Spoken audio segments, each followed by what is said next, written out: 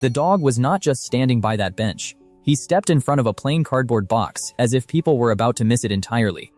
When the neighbor tried to look around him, he moved with her. Then the box flap twitched once, and the whole sidewalk suddenly felt different again. He did not bark or run. He nudged the box, lifted one loose flap, and showed a clean towel tucked inside the shadowed opening just below it. The box was not tossed there carelessly. Its open side faced away from the sidewalk, and the clean towel moved just enough to raise questions right away. That was when the neighbor saw the first real clue. A small metal tag, catching light inside, too hidden to be random trash, right on the towel. She made her first mistake by opening the carrier too close. The dog stepped in again, calm but firm, and the careful check stopped cold right there. Then he walked to the side of the bench and looked back.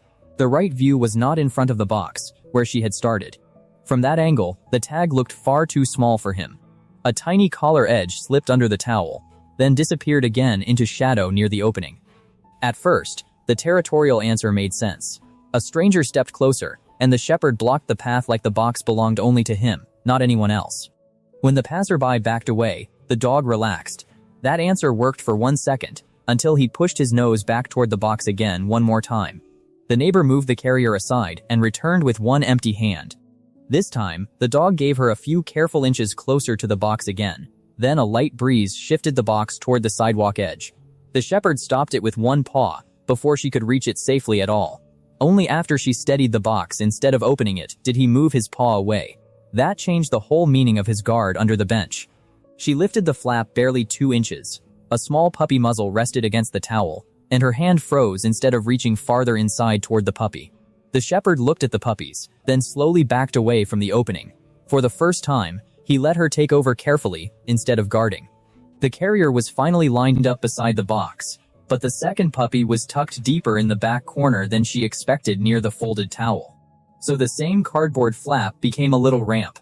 The first puppy moved toward it, while the shepherd watched without stepping in again beside the carrier entrance. For a second, it worked. One puppy was inside the carrier, but when she reached for the zipper, the dog blocked her again in front of her.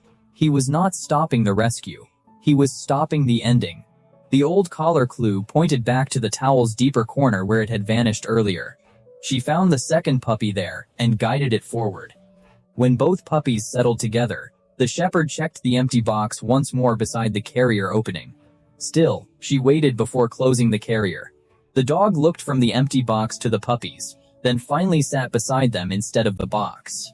The box that started it all ended folded beside the bench.